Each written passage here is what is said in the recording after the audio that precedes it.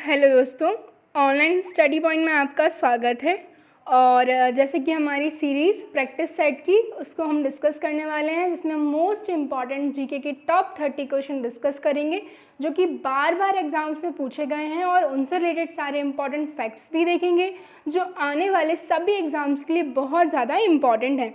इसके अलावा हमारा जो ऐप है, मोबाइल ऐप, वो भी जो है लॉन्च हो चुका है। तो डिस्क्रिप्शन में लिंक है, आप जाकर के उसको डाउनलोड कीजिए, जहाँ पे आपको free PDFs, audio revision, OSP notes सब कुछ मिल जाएगा।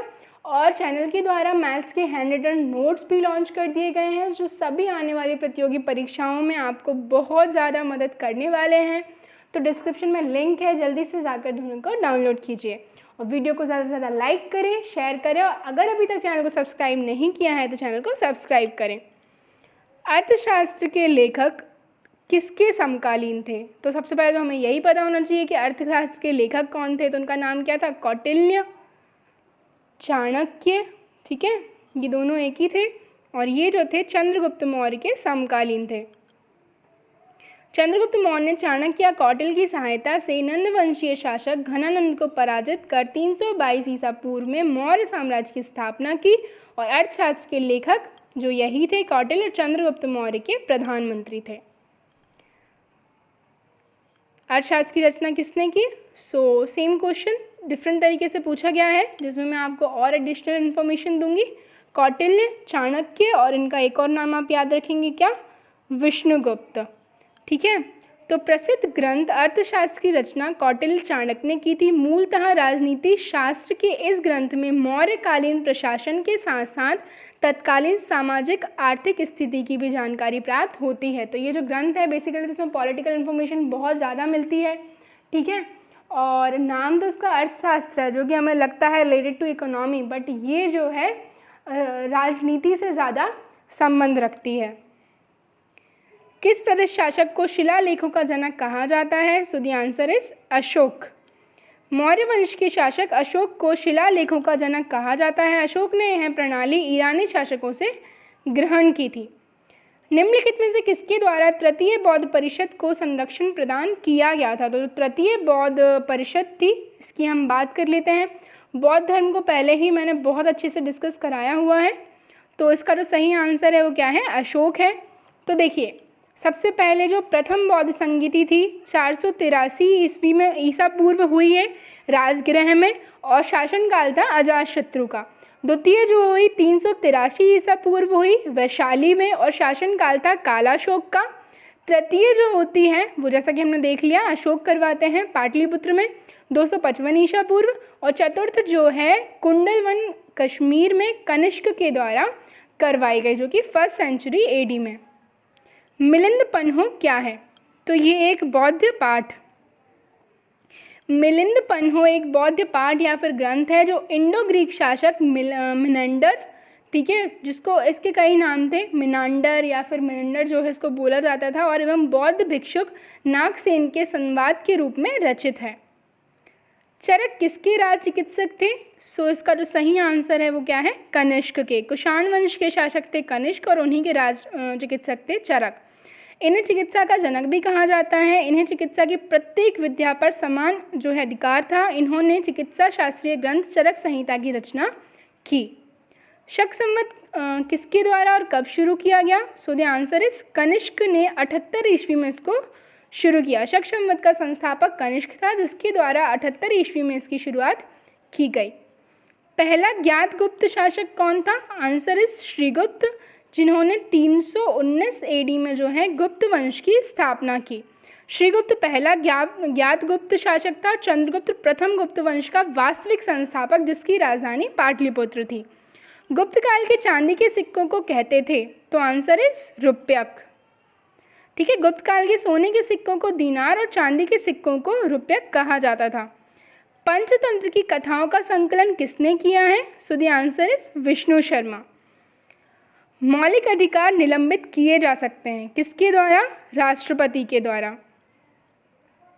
राष्ट्रपति द्वारा मौलिक अधिकारों को निलंबित किया जा सकता है, परंतु मौलिक अधिकारों को राष्ट्रपति स्वेच्छा से निलंबित नहीं कर सकता, क्योंकि जो कि कब होते हैं, सिर्फ राष्ट्रीय आपातकालीन शक्तियां जो हैं अनुच्छेद 352 में है वह संसद के अधीन है, और जब राष्ट्रीय आपातकाल लगता है तो उसी समय जो है ये निर्णय लिया जाता है। यदि लोकसभा का अध्यक्ष त्यागपत्र देना चाहे तो वह अपना त्यागपत्र निम्नलिखित में से किसको संबोधित करेगा? आंसर क्या है? लोकसभा के उपाध्यक्ष को। ठीक है, तो संविधान के अनुच्छेद जो है 94B के तहत लोकसभा का अध्यक्ष उपाध्यक्ष को संबोधित तथा उपाध्यक्ष अध्यक्ष को संबोधित करके अपने हस्ताक्षर सहित लेख द्वारा अपना पद त्याग कर सकता है। संघ लोक सेवा आयोग के सदस्यों की नियुक्ति कौन करता है? UPSC, union public service commission. इसके जो मेंबर हैं तो किसके द्वारा की जाती है? राष्ट्रपति के द्वारा। ठीक है, और जो स्टेट के होते हैं उन्हें कौन करता है? तो गवर्नर। ठीक है, और किस अनुच्छेद में दी गई है ये? 316(1) में। भारतीय मानक समय रेखा किस रेखांश पर अपनाया गया है? ठीक है, तो आंसर क्या है इसका? 82 डिग्री 5 मिनट ईस्ट। ठीक है, या फिर उसको 82 डिग्री आप याद रखिए, ईस्ट में उत्तर रेखांश है। ठीक है, इसको हम थोड़ा सा देख लेते हैं। जो इलाहाबाद के निकट मिर्ज़ापुर से होकर गुजरती है और ग्रीनविच समय से लगभग 5.5 घंटे आगे है। भारत का क्षेत्रफल पाकिस्तान से लगभग कितना गुना बड़ा है? तो आंसर इस लगभग 4 गुना बड़ा। ठीक है, तो हम देखें भारत का जो क्षेत्रफल है कितना है? 32,87,000 समथिंग अबाउट, और इनका जो है कितना है? 7,96,000 समथिंग किलोमीटर स्क्वायर। दक्षिण ध्रुव प्रदेश यानी कि अंटार्कटिक में स्थित भारत के स्थायी अनुसंधान केंद्र का नाम क्या है? आंसर इस दक्षिण गंगोत्री। पश्चिम बंगाल की सीमाएं कितने देशों के साथ लगती हैं? तो इसका जो सही आंसर है वो है 3 देशों के साथ, जिसमें बांग्लादेश, नेपाल और भूटान। ठीक है, बांग्लादेश, नेपाल और भूटान के साथ इसकी सीमाएं लगती हैं। आंध्र प्रदेश और तमिलनाडु के तटीय भूभाग को क्या कहते हैं? सो द आंसर इज कोरोमंडल। ठीक है, आंध्र प्रदेश और तमिलनाडु के तटीय भूभाग को कोरोमंडल तट कहा जाता है, जबकि पश्चिम में केरल तट को मलाबार तट कहा जाता है। ताजे पानी का हिमांक बिंदु क्या है? So answer is 0 degree Celsius.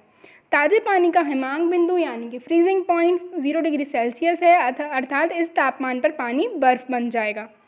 भारतीय स्टॉक बाजार का विनिमय जो है और पर्यवेक्षण किसके द्वारा किया जाता है? ठीक है, ये विनियम किसके द्वारा किया जाता है? Answer is SEBI.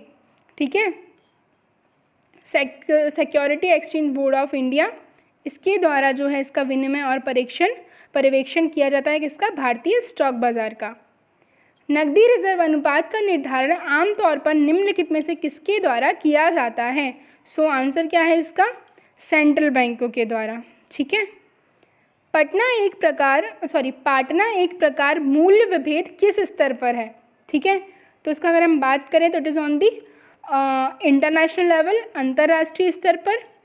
इसकी हम बात कर लें, पाटना यानी कि डंपिंग अंतर्राष्ट्रीय व्यापार में मूल्य विभेद का सबसे प्रचलित तरीका है।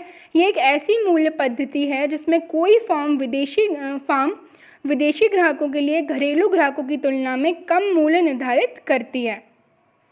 भारतीय रिजर्व बैंक का राष्ट्रीयकरण किस वर्ष में हुआ था? सो इसका जो सही आंसर है वो क्या है? 1949 में। भारतीय रिजर्व बैंक जो है भारत का केंद्रीय बैंक है, जिसकी स्थापना 1 अप्रैल 1935 को की गई थी और 1 जनवरी 1949 को रिजर्व बैंक का राष्ट्रीयकरण हुआ। जिंक यानी कि जस्ता जो है उसका लेप लगा देने से लोहे में जंग नहीं लगती, इस प्रक्रिया को क्या कहते हैं? तो ऑब्वियसली इजी सा है, जस्ता को चढ़ाना। तो हम बात करें जिंक यानी जस्ता का लेप लगा देने से क्या होता है? लोहे में जंग नहीं लगती, इस प्रक्रिया को जस्ता चढ़ाना यानी कि गैल्वेनाइजेशन कहते हैं।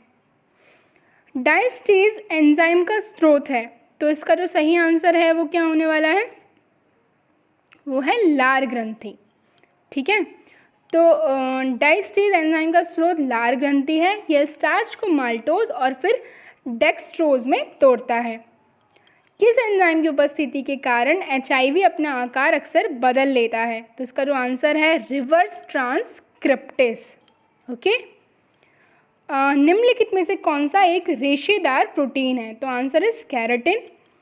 केराटिन एक रेशेदार प्रोटीन है। ये प्रोटीन बाल, नाखून, सींगों एवं ऊन इत्यादि में पाए जाते हैं। नाइट्रोजन किसका अनिवार्य घटक होता है? आंसर इज प्रोटीन्स का, यानी कि प्रोटीनों का। आयोडीन मान का प्रयोग किसका प्राकलन करने के लिए किया जाता है? तो इसका जो सही आंसर है वो क्या है? तेल में असंतृप्त, ठीक है, इनका प्राकलन करने के लिए इसका यूज़ किया जाता है। नेक्स्ट हम देखते हैं निम्नलिखित में से किसको कोशिका में अचल संपत्ति माना जाता है? तो आंसर क्या है इसका? न्यूक्लिक अम्ल, ठीक है। सो गाइस, ये हमारी आज की वीडियो थी। वीडियो अगर आपको पसंद आई तो इसको ज़्यादा से ज़्यादा लाइक करें, शेयर करें, चैनल को सब्सक्राइब करें। हमारा जो चैनल है 5 मिनट जीके, उसको सब्सक्राइब कीजिए, जहाँ पर आपको 5 मिनट की शॉर्ट वीडियोज़ मिलेंगी, ठीक है, जो रिवीजन में आपकी काफ़ी ज़्यादा हेल्प करने वाली हैं। इसके अलावा जो हमारा मोबाइल ऐप है वो लॉन्च हो गया है, तो डिस्क्रिप्शन में लिंक है, जा करके उसको डाउनलोड कीजिए, जहाँ पे आपको डेली के फ्री पीडीएफ्स, हर एक वीडियो का audio revision, OSP notes related to some important topics, सारे पीडीएफ सब कुछ वहाँ पर अवेलेबल हो जाएगा।